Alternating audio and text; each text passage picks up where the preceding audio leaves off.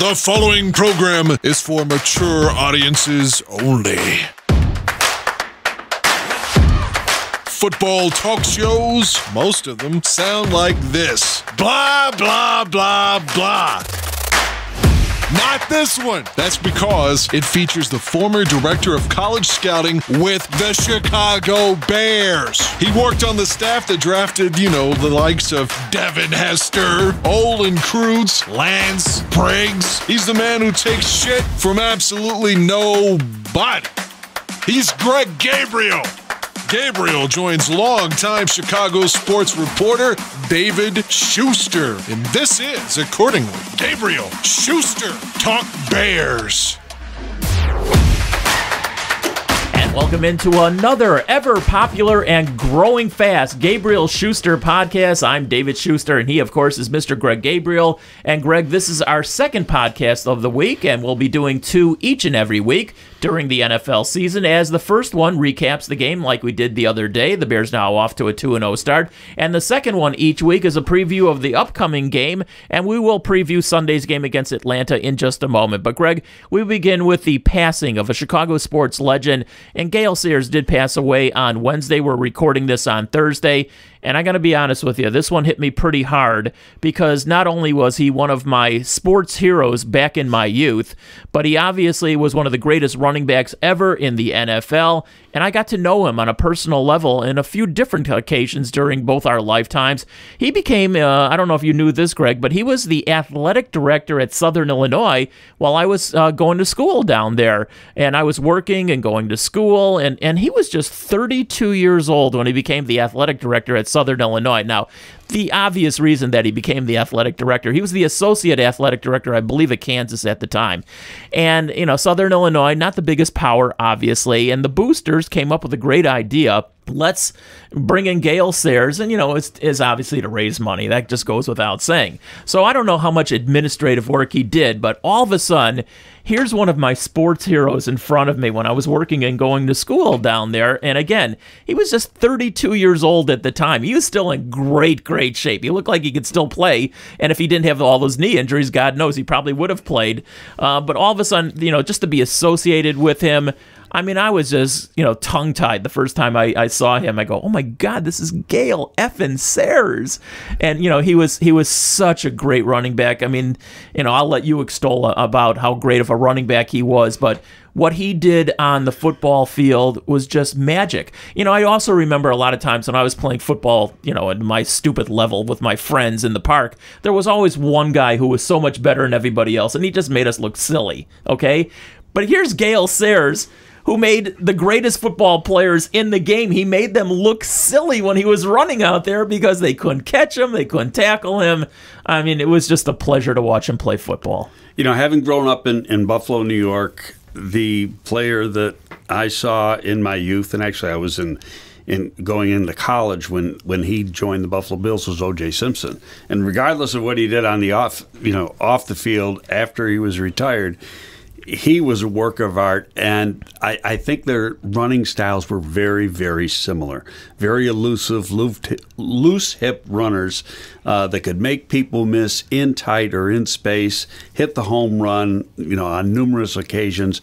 Just great football players. The Bears and Chicago fans in general have been so lucky to have two of the greatest of all time in Gale Sayers and Walter Payton. And Payton was a powerful running back that you could not arm tackle him. You couldn't tackle him sometimes, no matter, you had three or four guys. You've seen all the highlights of him where he would just barrel over people and bounce off people. Gale was not that way. Gale could just, on a dime, turn left, right, and just all of a sudden, accelerate like nobody else. And there's so many great runs. We've been fortunate over the last, unfortunately, the 24 hours since he's passed away, to see on YouTube and everywhere else some of these great runs. But I'm going to remember one very specifically, and I'm just, a kid at this point. There was this one game against the Baltimore Colts, and I think it was at Baltimore Memorial Stadium. I think they played back in the day. And here, the Bears are like somewhere around the 50-yard line, and here's a sweep, Gale running to his right. Well, the Colts had three or four guys lined up at the sidelines, and they were just going to slam him down at that point. Well, he said, nope. you're not going to. And he reversed field, and he ran all the way across field to the other sideline, and then just sort of zigzagged all his way into the end zone. So, from the 50-yard line, it was basically like an 80-yard run, and he just made everybody look stupid. I mean, he was that freaking good. When you see runs like that, it's all about instinct. And you don't teach that. It's innate. They're born with it. And it's kind of like when Devin was returning kicks for us and some of the work we did on him when he was returning kicks at the University of Miami. You just have this innate ability to know where your opponent is and be able to make a miss. And it really becomes poetry in motion when you're watching these guys on the field. Now, here's the other thing about Gale Sayers. And again, when I first came across him at Southern Illinois, I didn't even know what to say to him other than, oh my God, you're Gale effing Sayers. But I saw him a bunch of other times over the years at different functions, charity functions, and he was always really good with the fans. Some superstars, they sort of look down at the whole thing and everything. That's not what Gale Sayers was all about. Unfortunately, in his final years, and it took a toll on him. He had dementia, and it really.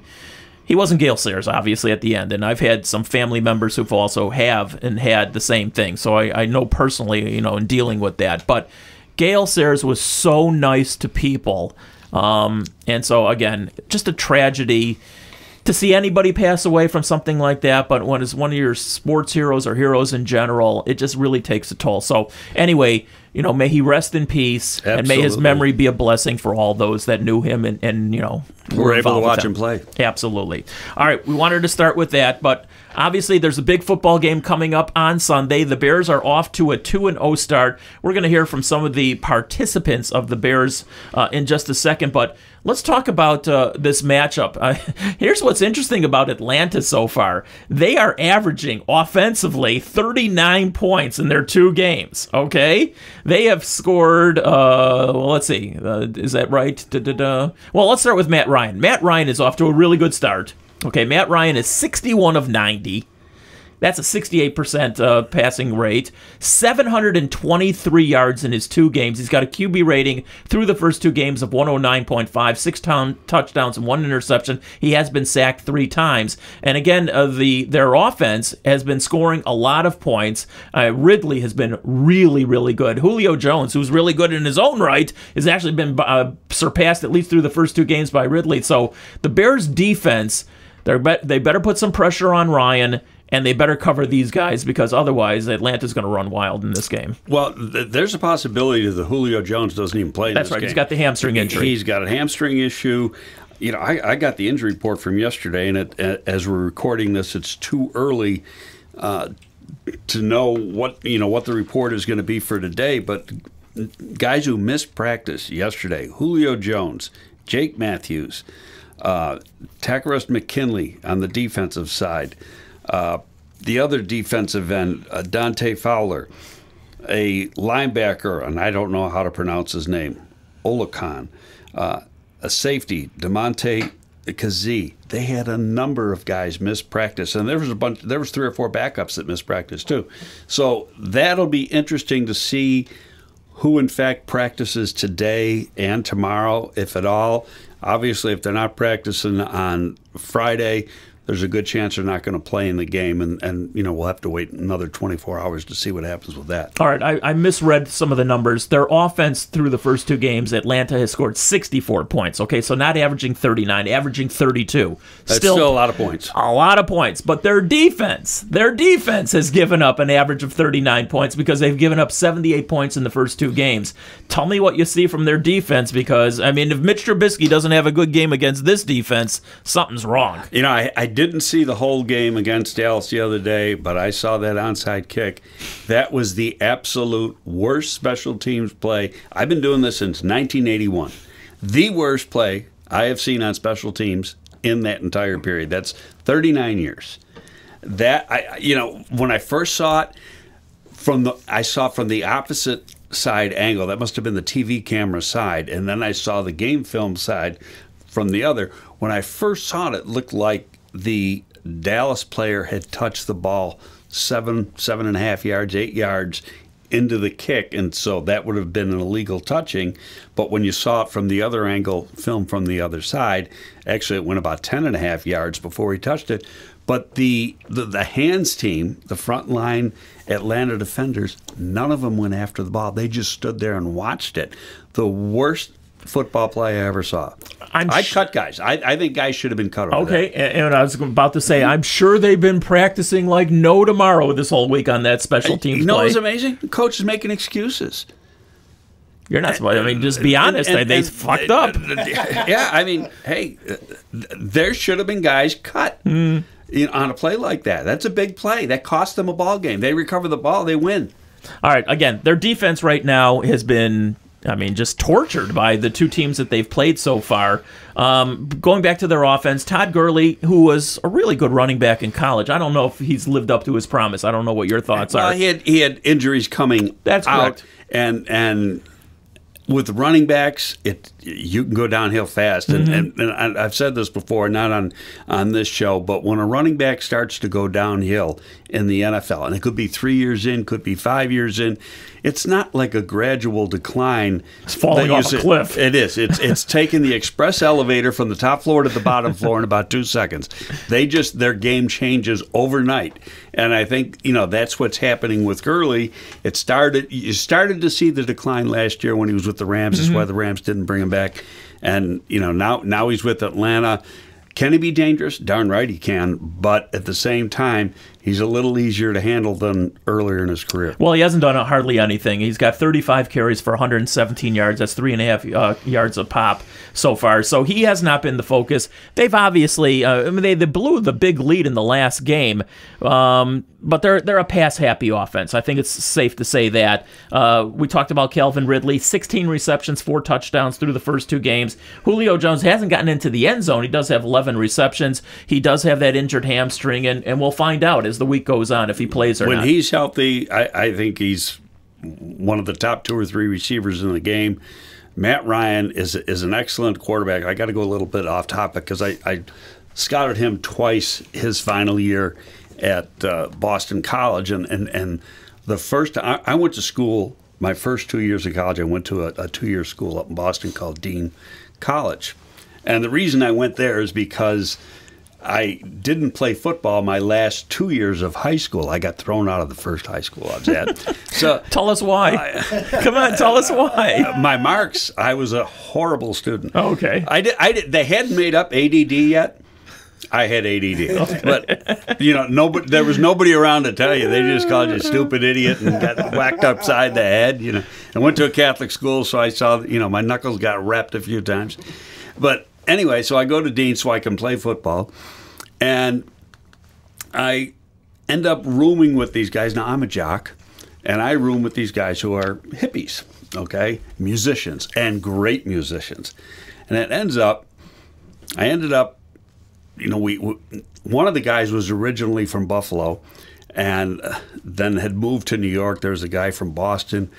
And so two guys from Buffalo, the other guys were from the Boston area and New York area, ended up coming to Buffalo and playing in a band that summer. Band stayed together. The original singer left. I took over as the singer.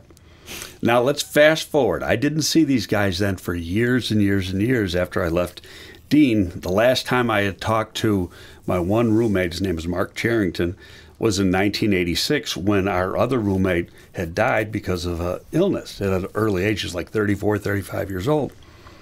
So I'm on a trip in August, early August, to when I'm working for the Bears. I had to go to Boston College, UConn, UMass, and Boston College was the last stop.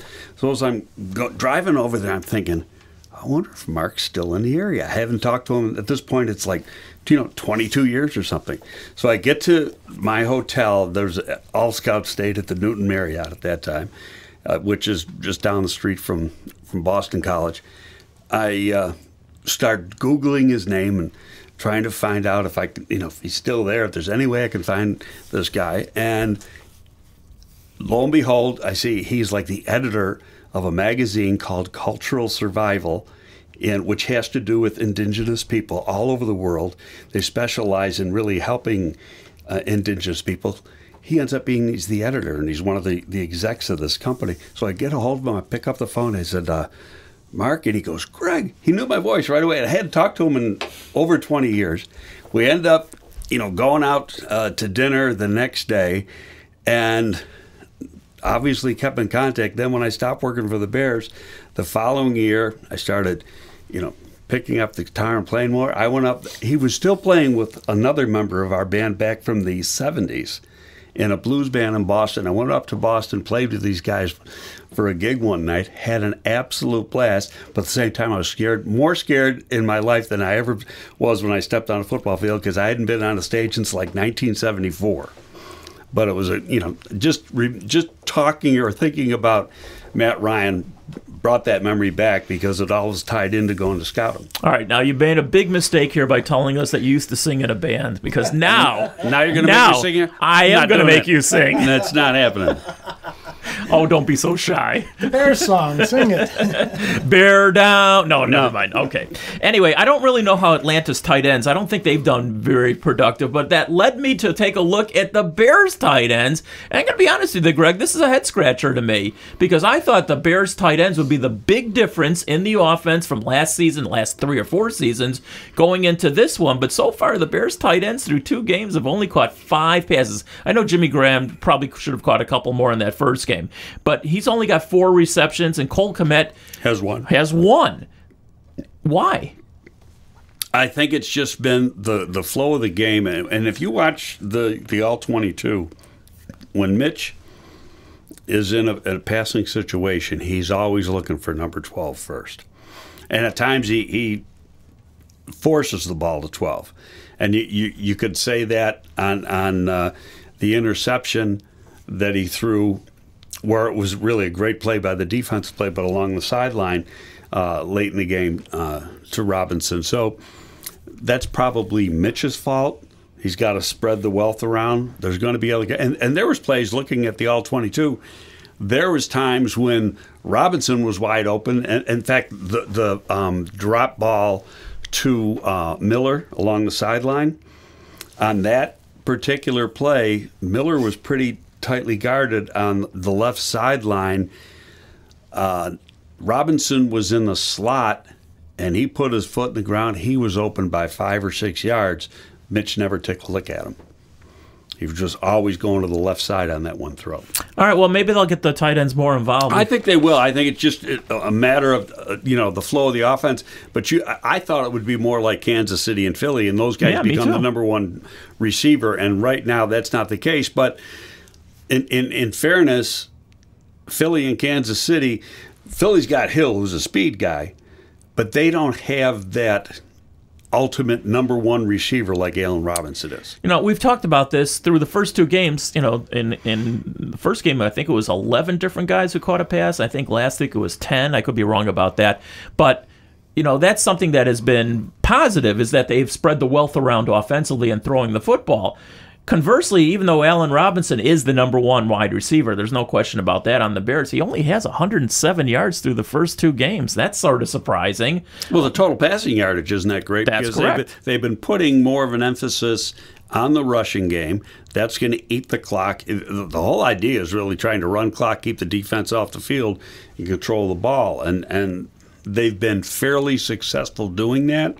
But at the same time, your offensive numbers, because of that, are going to go down. David Montgomery has been very effective on the ground. 146 yards through the first couple of games, averaging, Aldo will correct me, upper 4s, maybe even close to 5 yards a pop. I know in the last game he was 5 yards a pop. Trubisky through the first 2 games, 38 of 64, 432 yards, 5 touchdowns, 2 interceptions, a QB rating of 92.7. They're 2-0. That's all. As we keep talking about, that's all that really counts. He's been good at times. He's been pedestrian at times. A lot of the fans still can't stand the guy, but he's the quarterback of a team that's undefeated so far. That's what else can be said? And Coach Nagy said it really well. He goes, "Hey, we got to improve in a lot of areas, but it's a lot easier to improve from 2-0 than it is 0-2. It makes it that much easier to make the corrections because you're not pressing." All right, now defensively through the first two games, the first game, listen, the Bears are lucky they're 2-0, and I'm not taking a shot at it. That's just a fact at this point. And Aldo will chime in here very shortly also. They would have lost that first game against Detroit if the kid Swift caught the touchdown in the end zone. And I'll say this though, David, you can go to every single game. I'm sure you can, and you can find a play. Shoulda, coulda, woulda. Yeah, you're right. And that was one of those plays. But that one happened to be at the end of the game. The end of the game that would have been a winner for Detroit. But you can go back and see that number of plays that happened that basically changed the course or the outcome. There's very few routes in the NFL, right. Which is what, to everybody's liking, especially in the commissioner's office. Again, in that Detroit game, they gave up 427 yards of offense, the defense did. And in the second game, even though they were really good, or the Giants were really bad in the first half, in the second half, the Bears' defense wasn't so great. And even on the last possession, the Giants had a chance to win the game. So the defense has got a ways to improve also, Aldo. I agree, but you got to remember this. This team has allowed there's only two more teams in the NFL that have allowed fewer points than the Chicago Bears defense, and that's extraordinary. They are a bend but don't break defense. The only blemish that I saw in week 2 was giving up that 95-yard drive. Other than that, but that's a big blemish. That uses up clock. That was in the second half, and you go back to the first half because I tweeted it out. The Bears had a 2-to-1 time possession as far as ball control. It was 20 minutes and 10 seconds to like 9 minutes and 50 seconds or something like that. So from a theoretical standpoint, if you're able to control the clock in the second half, their defense is dead, and it turned out to be the opposite way. They had a long drive, went 95 yards, and used a lot of clock, and the Bears' defense got tired in the second half. But you know what, Aldo? When you say they're a bend but don't break defense, I'm not going to argue that, and that always gives me, I don't know, like a flashback, if you will, to when Vince Tobin took over in '86, and they were a bend but don't break defense. And actually, statistically, they were better than the year before. But give me that Buddy Ryan come and destroy the quarterback defense every single day over a bend but don't break defense. That's just my opinion as a fan. Well, every game is different as far as how you run your defensive scheme, your offensive scheme, or whatever. But go back to the opening game with New York. They played Pittsburgh. Pittsburgh did a lot of blitzing with their inside linebackers. Pittsburgh runs a base 3-4 just like the Bears do.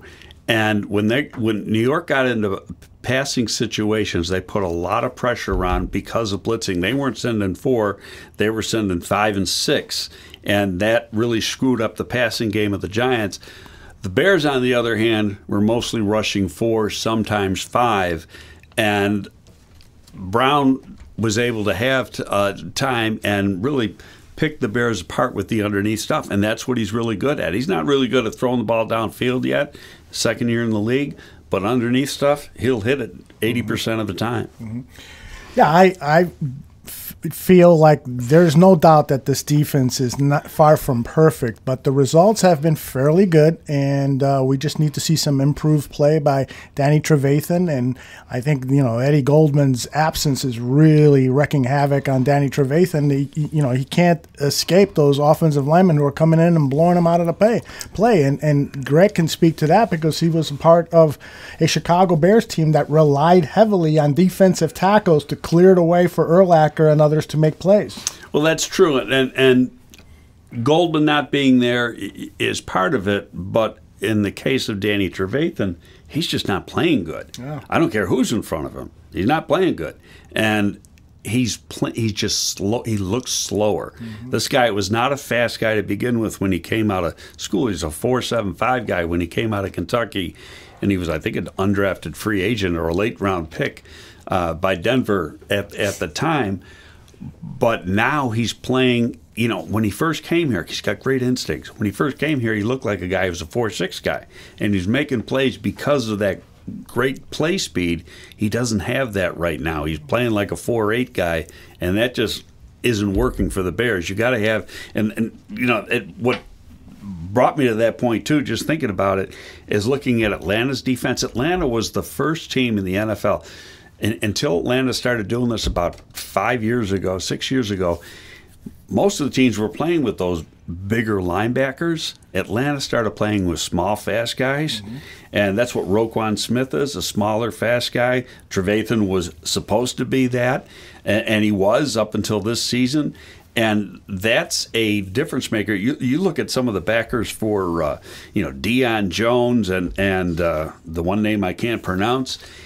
Those guys are 220 pounds, but they can fly. And so now it's tougher for the offensive lineman to get out and cut them off. All right, guys, as we record this on Thursday afternoon, the injury report should literally come out in any minute now, but we don't have it in front of us. The Bears have been pretty good so far, staying away from injuries. Unfortunately, one injury, you mentioned Eddie Goldman. John Jenkins has been getting some time, in the middle, and he's going to miss the next 3 weeks. We do know that he is going to go on injured reserve with that thumb injury, and with that in mind, the Bears yesterday signed, and I'm going to have you, Greg, talk about this gentleman, and he's a big gentleman. He's two big gentlemen. He's Daniel McCullers. He's a defensive tackle. He comes from, I think he played nose tackle, yes. Played at Tennessee.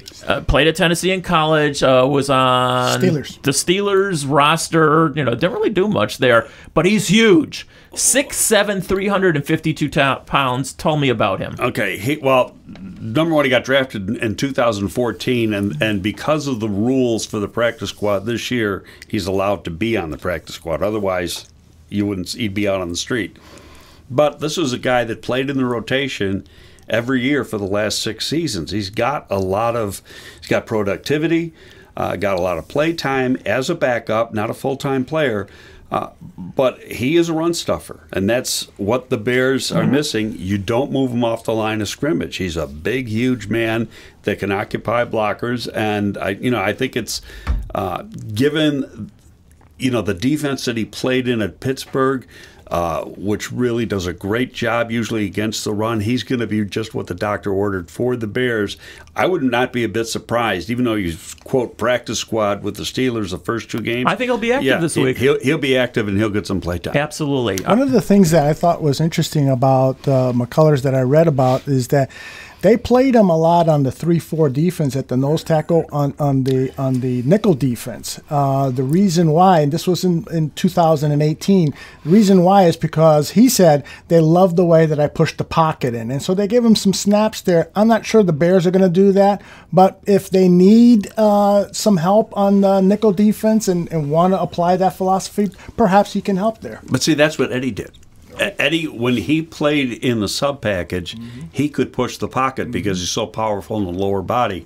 And I don't think Jenkins did play in some sub, but they're playing basically with some smaller bodies inside and trying to get that interior pressure, and they weren't being consistent with it. And this might help. Now, granted, he's not going to be out there for 50% of the passing plays. He might be out there for 20% of the passing plays, but he will get. I'd be surprised if he doesn't play this weekend. All right, guys, let's hear from some of the people up at Hallis Hall. We talked about David Montgomery, and I think he's been one of the MVPs on the team through the first 2 games. He's been very, very effective. He had that beautiful touchdown catch in the game against the Giants. He ran across the field and got into the end zone. But anyway, let's hear from offensive coordinator Bill Lazor, who talks about how Montgomery has gotten better and better.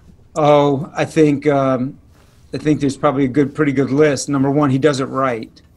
When you teach a run, and it's easy to just say, hey, that guy's a great back. He knows where to put the ball. He figures it out. But there's also a science to it. Like the lineman would tell you, they're blocking the runs a particular way, expecting the back to read it a certain way. David does it right. I mean, that's the number one thing. He fits. That's why I think his teammates love him, because they know where that ball's going when he has it based on how they block the thing. He's tough. He's reliable. I think the effort that he played with was excellent. The breaking some tackles. I think he has that great so far. We're talking about 2 games, right? No preseason games. So just going off of what I've seen live so far, he's got that feel for, okay, this is how the play's blocked. I'd love to get a 15-yarder, but the first thing I'm going to do is ensure that this is going to be a 4-yarder better run. Right, because I'm going to make it. It looks like it's blocked for 3, 4. I'm going to make it 5. Then if I pop through, I get it. But I think the great ones understand that it's a long game, right? Coach has been calling a lot of runs for them, so just keep pounding it. Make them positive runs, make them 5-yard runs, make them 7-yard runs. And then like you saw in the game, at the end, they got bigger and bigger and bigger. Some of that's the O-line wearing them down, and some of it is just us getting a beat on how they're trying to stop them. And so I thought David, it was all of our backs, but David played that out perfectly. All right, that was a little bit like a C-SPAN filibuster because he was getting paid by the word there. But the point being is that David Montgomery has been pretty good. Now, I can promise you, we're going to hear from Montgomery here. I know David Montgomery. He won't go nearly as long. So let's hear from David Montgomery. Well, I want to say one thing. Go ahead.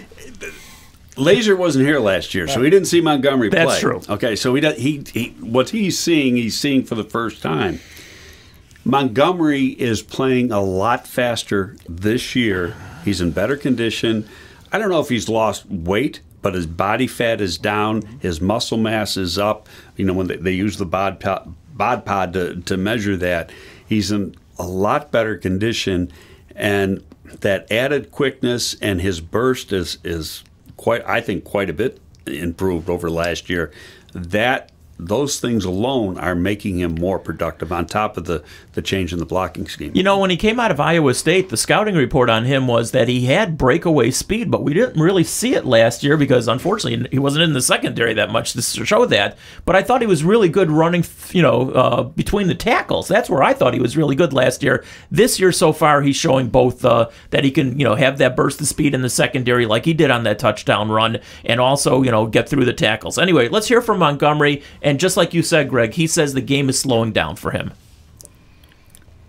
Yeah, it's definitely slowed down. And it's definitely slowed down a lot now. I understand we don't got no fans in the stands, so I can't really hear all the extra noise. I can really put the horse blinders on. So it definitely has slowed down in the position as far as protections, run scheme, and just understanding the whole scheme of things as far as from an offensive standpoint of viewing the defensive standpoint. So it definitely got better for me, but there's definitely a lot of room where I can improve and continue to get better for me and my team. All right, so obviously he will not be on C-SPAN. No, that was basically, can this end and I get back in the locker room? Yeah, pretty much.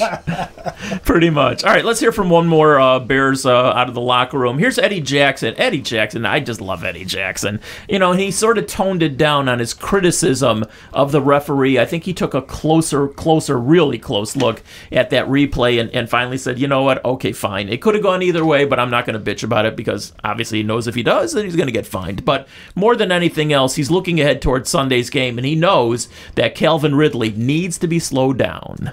He worked hard. That's we close. That's one of my good close friends. Something like a little brother to me. So just seeing all the work he put in. Last year he was off to a good start. They ended up getting hurt, so it set him back. But this year I feel like he got a chip on his shoulder. He want to come out of playoffs 16 weeks in. Just the type of receiver he is. He's elusive. His route running ability is great. He's fast. He's quick in and out of his breaks. And we just got to stay on top of him. And I feel like we got to put our hands on him. Get him at the line, because when you let him get that open space, man, it's going to be tough. So for us, we just got to stay on top of him, hit him, just try to get him frustrated. And Greg, I've never had a brother, unfortunately. I got 3 sisters, so I sort of settled in the wrong gender there. But I've never had a brother, whether younger or anything else. But if I did have a brother and there's a younger one, you got to slap him around a little bit. So you know what? If the Bears and Eddie Jackson got to slap Ridley around, that's okay with me. The Bear. I'm surprised it hasn't been mentioned, or if it has, I haven't seen it. The Bears got a pretty good inside scouting report of Ridley. His brother's playing for the Bears, yep. And Eddie Jackson was his teammate at Alabama. Mm-hmm. They should know this player inside and out and know how to stop him. Does that always help, or sometimes the guy's so damn good? There might have been scouting reports on Gale Sayers, but he ran around people like they were standing still. There's little intricacies that, especially with a guy like Eddie, because Eddie practiced against him. Mm-hmm. So there's intricacies in their route running that you're going to get to know because you are with that player on a daily basis, and the same with his brother, that just helps when preparing for him for a game on Sunday. I'm thinking about the movie MASH, and they have the football scene in the movie MASH, and they have their ringer on the other team for MASH, and they say, well, we can get under his skin. We just say something about his mother or something like that. So I'm just wondering, does that ever happen out there? Come on, be honest with me. Absolutely. Get him off his game. There's a lot of MF going on inside. See, that's the beauty. Game. For basketball, I'm right at courtside, and I get to hear all the trash talk. And football, we're so high up, and we can't hear anything. We're trash talking, of course, in the press box, but I can't hear the real good trash talking down on the field. No, it goes on a play-by-play basis. All right. I want to take a look at what's going on Sunday. What we do here usually at the end of our second podcast is take a look at some of the games coming up on the weekend. And we'll give our prediction on the Bears game in just a second also. But there's some really good games. There's also, as always, some bad games. But I'm going to start with your hometown team, the Buffalo Bills. You got a pair of undefeated teams, playing in Buffalo on Sunday. The Rams and the Bills, 2-0. What do you like, Greg? Josh Allen has thrown for over 700 yards in 2 games. He last year never threw for 300 yards. So game 1 he throws for like 330 or 350 or something like that. He comes back last week against Miami in Miami, and that's early in the year. That's a hard place to play because of the heat and the humidity. He throws for like 415 last week. He's on fire and having a great beginning of the season. I personally think the Bills are going to win that game. If there was a crowd, not a doubt in my mind they'd win that game. Because I've sat in, used to be Rich Stadium, I guess. It has no stadium now. It's called the Buffalo Bills Stadium because New Era was dropped as the sponsor for. Are they still playing in the old place? I mean, it's still the old place. Yeah, still the old place, but it's not really a nice place. I've been in there. I mean, I'm sorry. I take exception to that. All right. I love it. I've woken the beast. All right, from a media standpoint, let me just say that. I was at the very first game. I was a season ticket holder there for years and years and years until I started working for the Giants. And, it originally was 80,000 seats, but they took out 6,000 and turned it into box seating, extra box seating and things. So it's about 75,000. There's not a bad seat in the joint. Okay.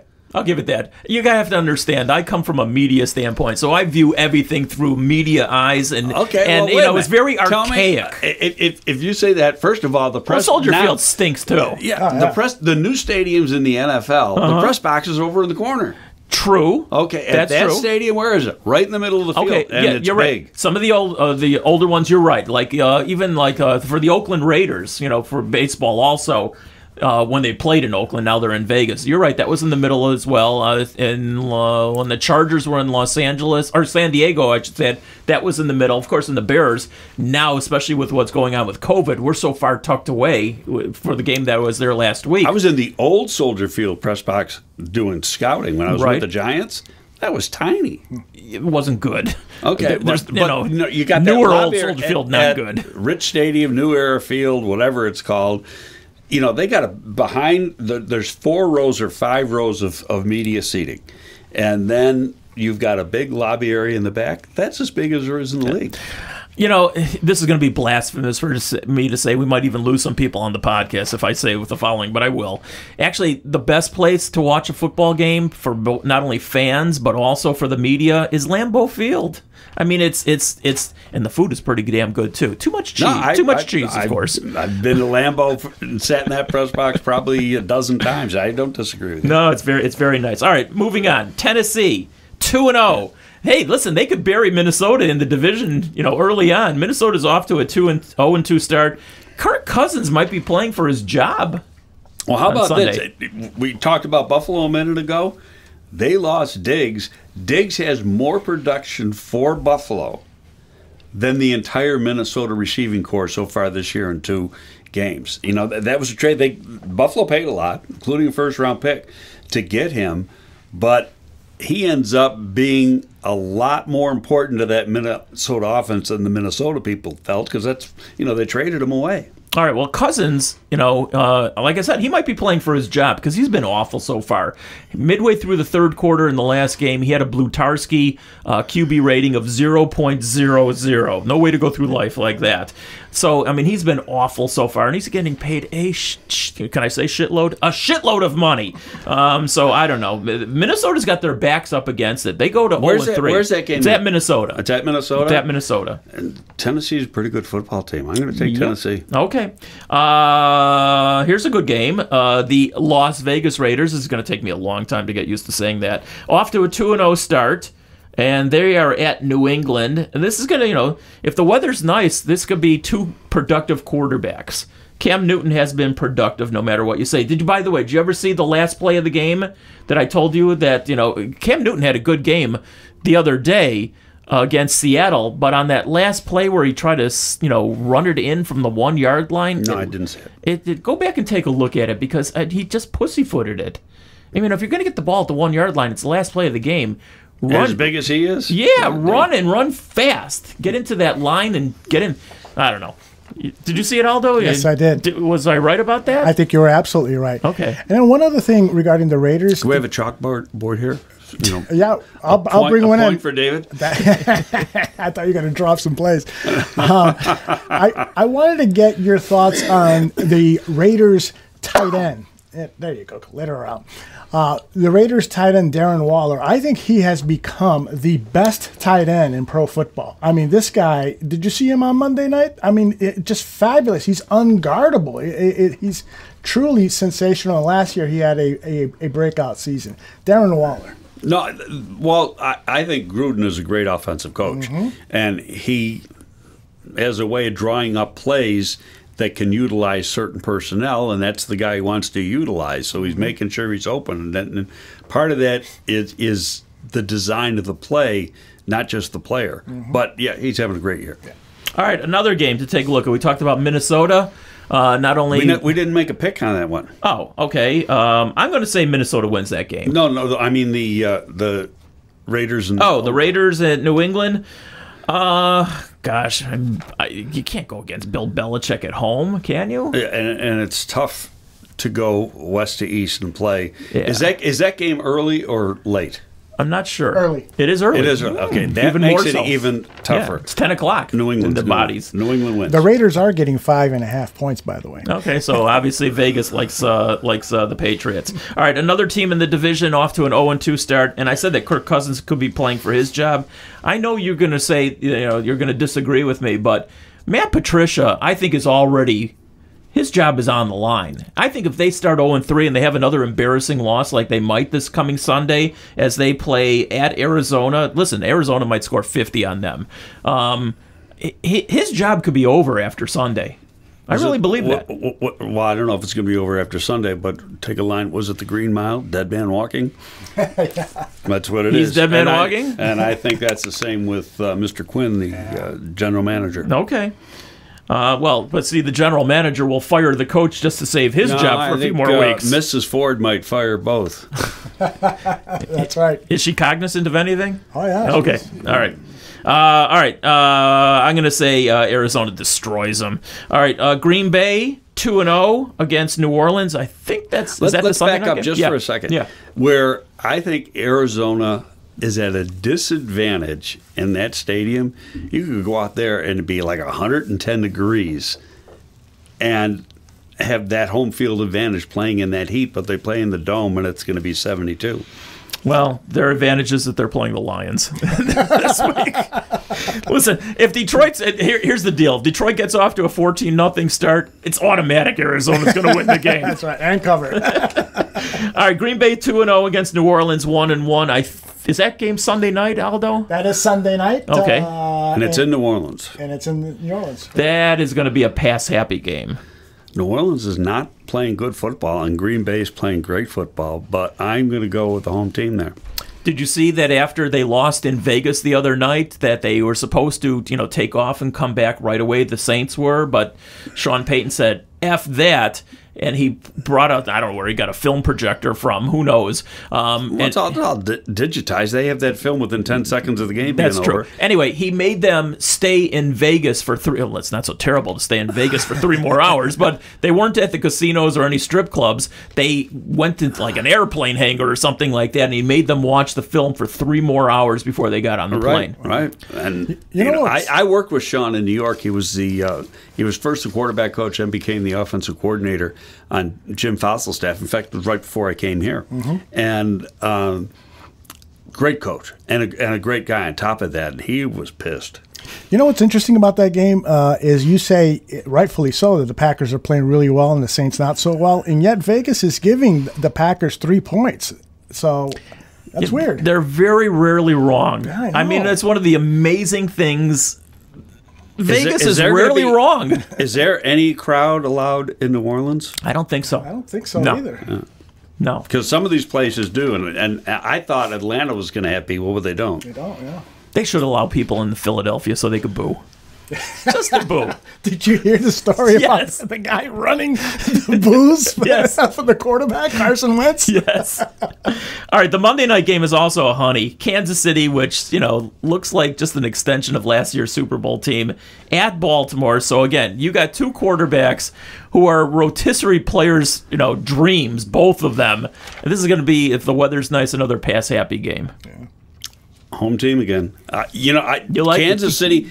Kansas City was lucky to beat the Chargers last week.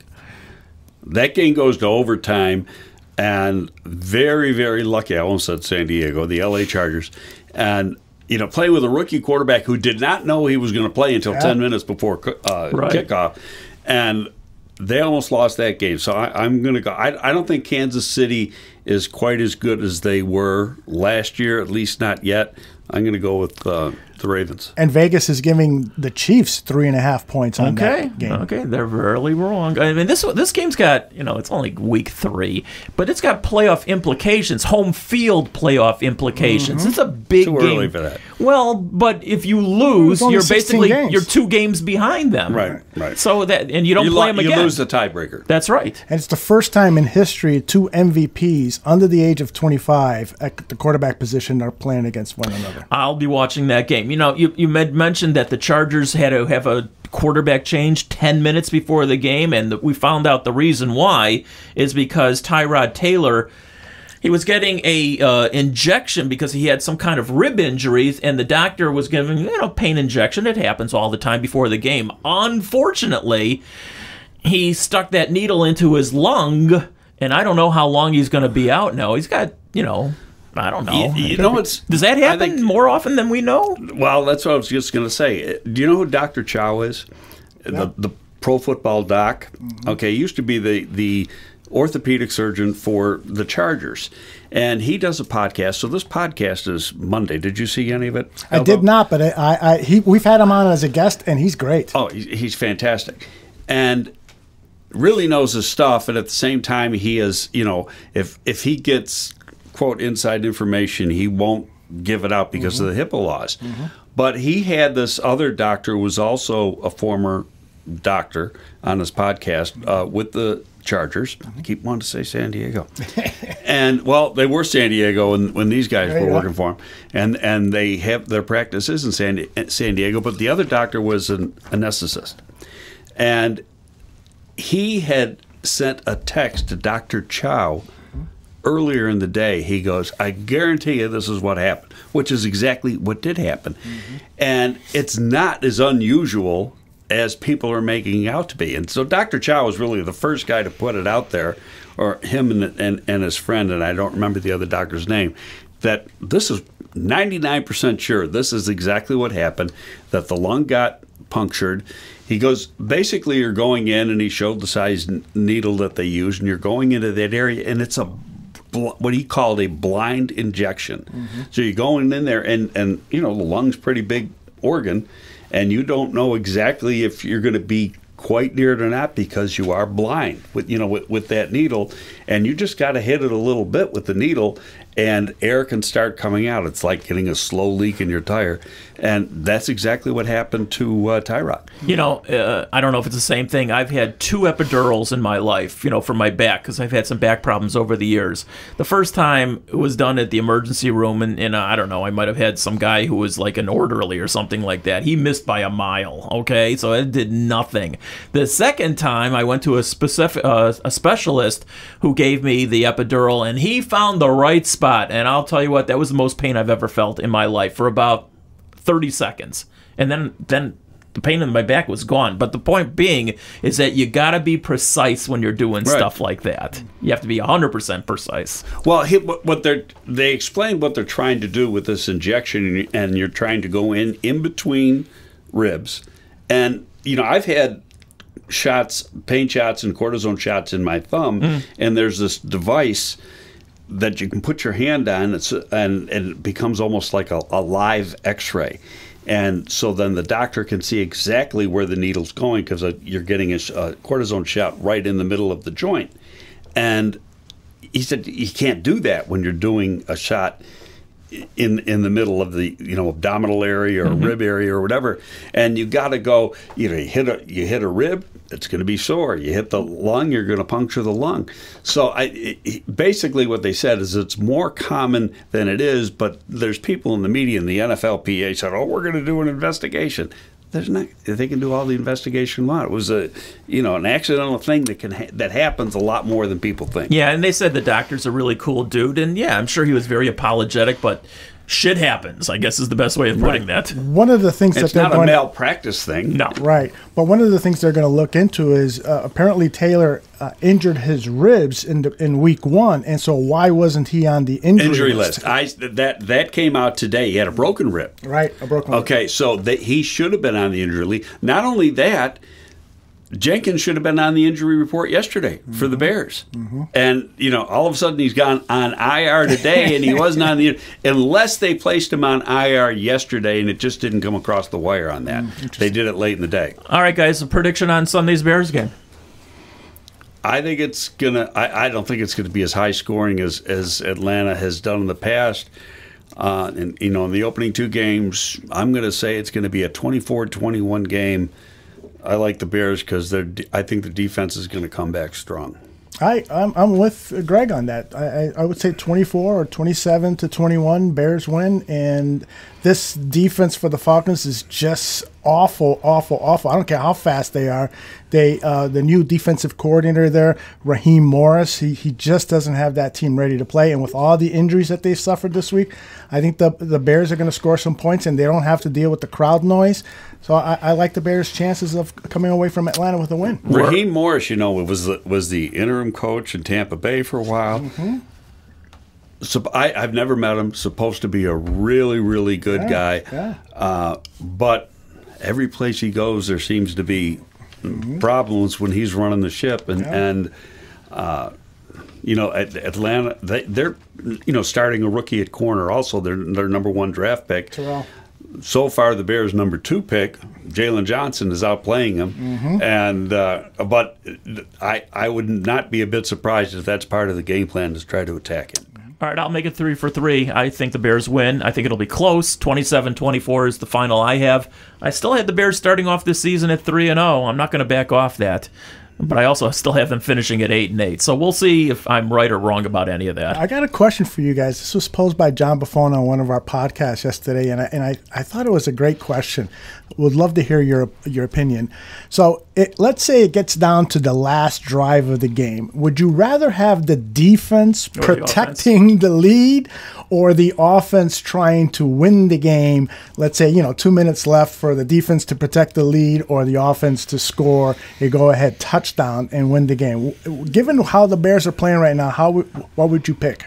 On the road, I'd rather have the offense going in and trying to score than the defense on the road, trying to protect the lead. I'm going defense. I mean, the defense, they got lucky in that Detroit game. They did. And they got lucky in the New York game. They got lucky in both of those games. But they came through. I'm going to go with the defense. Do you remember that game? I think it was Matt Ryan's rookie year where they came back and Ryan just... I was there. So I don't know. That the memory of that makes me say, throw the offense out there. I was there too. He did that in 12 seconds. Yeah, that was an amazing comeback. Man. By the way, that stadium... that was the old stadium. Oh, that's right. They moved into the new one now. Right. And that place wasn't even old. No. I mean, that place was... And I think it's still standing. They're still using it. I mean, heck, it's only about 20 years old. Wow. Yeah, well, 25. All right, before we get out of here, guys, some college notes. The Mid-American Conference is voting, I think, tomorrow. I'm pretty. Is that because I had heard, I had talked to somebody, actually the play-by-play guy for the University of Buffalo, they were the favorite to win the MAC, their division in the MAC this year. He thought that they were going to have an answer yesterday, but it's not going to be now until tomorrow. I was told it was going to be the end of the week, Friday. Okay, so we'll see what the story is. But I talked to him on Monday, I think it was. Okay, I think they're going to follow the leaders. To be honest with you, well, yeah, they're like the big junior. They're the ugly little brother of the Big Ten, the Midwest school. The Big's playing, they're going to play. Okay. That then leaves the Pac, what are they called? 10, 12, 14, whatever they are. They're not changing. They're not. I don't think so. Okay, that's really interesting. They would be the last of the Mohicans, and they would hold out. Right. Well, I mean, there has not been a word at all about them even having a vote. And then, it's all liberals out there running that. I had to throw that in there. And going back to my story about my old roommate, who's a great drummer, by the way. Are you going to sing yet? No, I'm not going to sing. But the only thing wrong with him is he's a liberal. And we have these great discussions, but never get into a fight. That's good. Notre Dame, Wake Forest, they're not playing because Notre Dame, unfortunately. I mean, this is going to happen, 7 positive tests, I guess. After positive, yeah, correct. I mean, baseball has been able to overcome it, and hopefully they'll continue to overcome it to get to the finish line. Something tells me, unless things get a lot worse, which is always possible also, that there'll be some games here and there this will occur and reoccur. But they're all. I mean, this has just been the craziest year. They're still going to play the game. It's been put off to December 12th. Right. But you don't know if something's going to happen further down the road. I mean, at some point you can't keep, canceling games if that's the case. So, we talked about this numerous times, especially at the college level. The pros, they're getting paid a lot of money. College, yeah, they're getting their scholarships, but it's still not the same. You can't chain those guys to their dormitories. It's going to happen. No, it is. It just is. Kids will be kids. Yeah, absolutely. There's certain things they got to get done. And adults will be adults, too. All right, one last thing.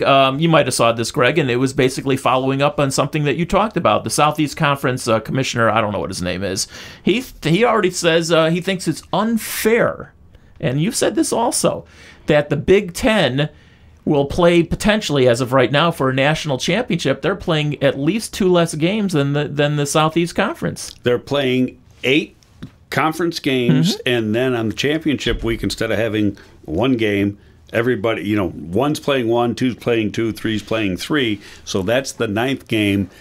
So in essence, they're playing the other conferences are playing 10 games plus the championship game. And the Big 12, I think, is playing 11 games. Yeah, more games. Right. So, I mean, the Southeast Conference, listen, he's a political animal. He's already throwing it out there. Well, the Southeast Conference, like Notre Dame and a lot of the ACCs already played 2 games. So nobody in the Southeast Conference has played yet. This is opening weekend. That is correct. And the early polls mean next to nothing, but I think the Southeast Conference has got, 6 out of 10 teams in the top 10 or something like that? How can you even put, like, a big team in the top 10 right now when they're 0-0? Right. I mean, and they will remain 0-0 for another 4 weeks. It's all very, very strange. All right. Coming up on Monday, we will have our first of 2 next week. It is next week, right? Okay. First of 2 next week will come up on Monday. We'll recap, of course, the Bears game against Atlanta. We all have the Bears winning. We'll see if we're right, and we'll be joining you again on Monday. Take care, everybody.